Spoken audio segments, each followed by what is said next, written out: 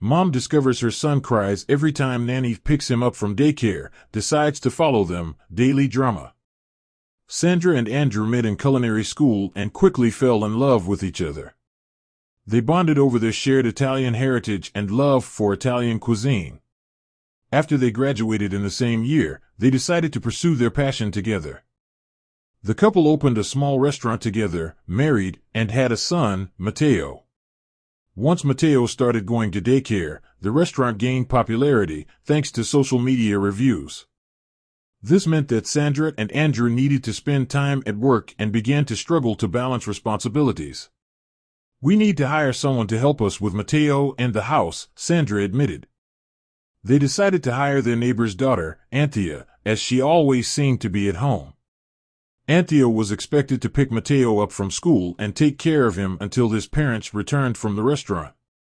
"He's a good, quiet kid.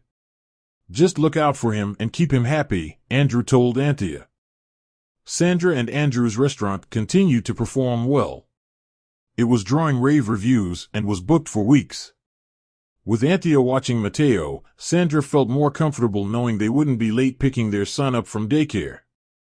Everything seemed fine, but since Sandra and Andrew usually left work around 9 p.m., by the time they got back, it was already time for bed.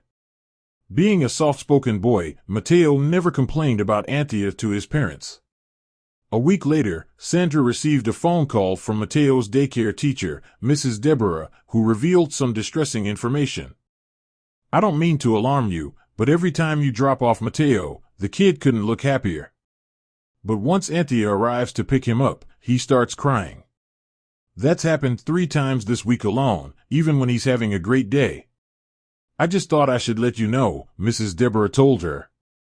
Sandra was stunned. It had only been a week since Anthea started the job, and she'd already received a complaint. Even when Sandra and Andrew were a bit late picking Matteo up from daycare, he wouldn't cry. Her son was a happy-go-lucky kid, so Sandra knew something was off. "Or maybe he just misses us since he only sees us at night and in the morning now," she thought. Sandra told Andrew about the phone call, and they decided not to panic but to ask Matteo and Anthea what was happening. When the couple returned home from the restaurant that evening, Sandra read Matteo a bedtime story. "Yeah, I like daycare. I have 2 best friends called Patrick and Freddie. And Mrs. Deborah is really nice," he replied. Sandra noticed that he was clearly smiling as he spoke about daycare. But she needed to know for sure. As she pulled Matteo's blanket over him, she asked, "Do you like Anthea? Is she a good nanny?" Matteo silently nodded to Sandra without expressing any emotion. Sandra's maternal instinct kicked in, and she felt as though Matteo may have been fibbing about Anthea. The following morning, before the restaurant opened, Sandra called Anthea and interrogated her about Mrs. Deborah's concerns. "I'm sure Matteo misses his mom and dad, that's all. I'm sure he'll warm up to me soon enough," Anthea replied. Something felt off to Sandra, and she felt restless during her entire shift, which Andrew noticed. Sandra suggested they follow Anthea and Matteo after daycare the following day to be sure. Andrew agreed and asked the restaurant floor manager to be in charge while they were away.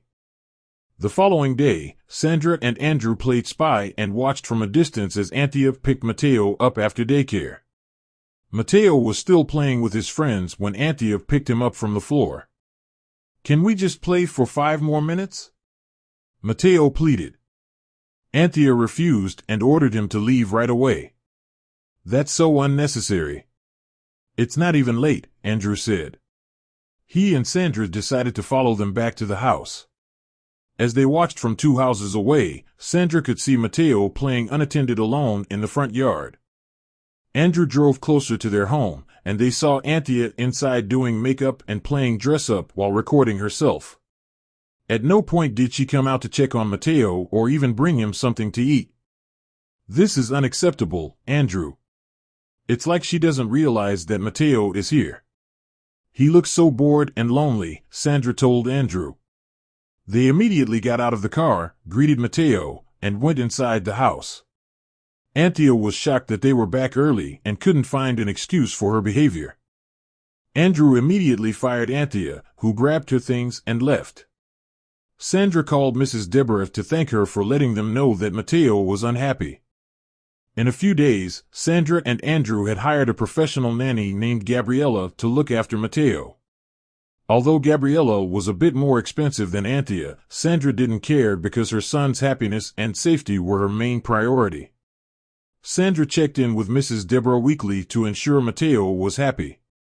She would also make sure to ask Mateo, "Do you like Gabriella?" Sandra asked. Mateo's eyes lit up as he replied, "She's the best. She even played in the sandbox with us after school.